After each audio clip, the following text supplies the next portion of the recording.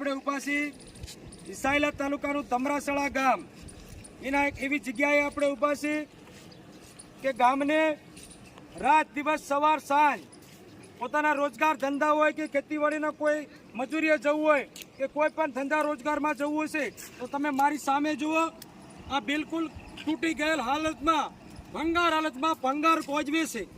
આ કોજવે ઉપરથી જીવના જોખમે ધમરાસળા ગામના ભાઈ બહેનો બાળકોએ આ પુલ ઉપરથી પસાર થવું પડે છે। ત્યારે ધમરાસળા ગામ એ એક ધાર્મિક સામાજિક અને ખૂબ સારું ગામ છે, ખૂબ સંગઠિત સારું ગામ હોવાના કારણે આ ગામને વિકાસથી વંચિત રાખવામાં આવ્યું હોય એવું આજ અમને અહીંયા પછી જાણવા મળેલ છે। અમને જાણવા મળેલ છે કે ધમરાસળાથી ધાંધરપરવાળા રોડ સુધી જવું હોય કે ધમરાસળાથી ટીટોડાવાળા રોડ સુધી જવું હોય તો બંને રોડ ગામ લોકોને પાસેથી જાણવા મળેલ છે કે વડીલોને ખાસ યાદ છે કે 15 થી 17 વર્ષ પહેલા આ રોડ બનાવવામાં આવ્યા હતા।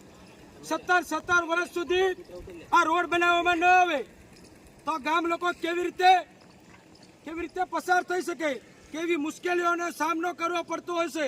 તમે આથી જશો છે તળાવનો વાંક વળશો એટલે 3-3 ફૂટના ખાડા આવશે।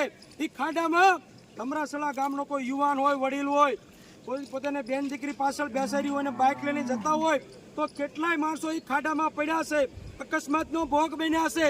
ત્યારે ધમરાસળા ગામને મિત્રો અસહ્ય વેદના સહવી પડે છે। ધમરાસળા ગામ રાત દિવસ મહેનત કરતી હોય ત્યારે સવારથી સાંજ સુધી 18% જીએસટી આ સરકારમાં ચૂકવતા હોય તો ધમરાસળા ગામનો પણ મિત્રો અધિકાર બને છે કે જીએસટીના પૈસા આ ધમરાસળા ગામના વિકાસમાં વાપરવામાં આવે। ત્યારે ધમરાસળા ગામના પુકાર આ રોડ બનાવવાની વાત હોય, આ બ્રિજ બનાવવાની વાત હોય, પણ આજ દિન સુધી મિત્રો આ ધમરાસળા ગામનો પુલ બનાવવામાં નથી આવતો।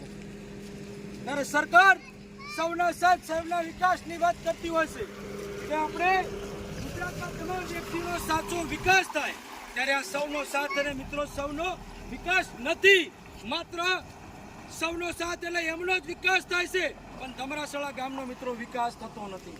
ત્યારે ભારતીય જનતા પાર્ટી અત્યારે સભ્ય નોંધણી કરે છે। હું દરેક જગ્યાએ કહું છું તો તમે સભ્ય નોંધણી પછી કરજો, પણ સાયલા તાલુકાના અને ધમરાસળા ગામની આવીને નોંધણી કરો।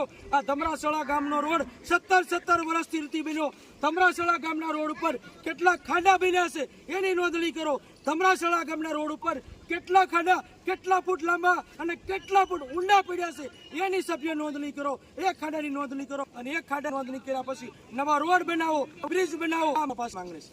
ત્યારે બીજો કે રાત દિવસ માણસ મહેનત કરતો હોય અને આ બ્રિજ ન બનતો હોય, આ ધમરાસળા ગામ ખૂબ લાગણીથી અનેક રાજકીય આગેવાનો હોય, ચૂંટણીઓ આવતી હોય, તંત્ર પાસે પણ માંગણી કરી હોય, તેમ છતાં મિત્રો આજ દિન સુધી આ ધમરાસળા ગામની મિત્રો પુકાર સાંભળવામાં નથી આવી। ત્યારે મેં કીધું એમ આ ધમરાસળા ગામનો ખેડૂત હોય એ ટ્રેક્ટર ખરીદતો હોય ને, ધ્યાનથી સાંભળજો, ટ્રેક્ટર ખરીદતો હોય ત્યારે 10 લાખ રૂપિયાનું ટ્રેક્ટર ખરીદતો હોય તો 1 લાખે મિત્રો 18% ટેક્સ આ સરકાર આ ખેડૂત આગળથી ચૂકવે છે, વસૂલે છે।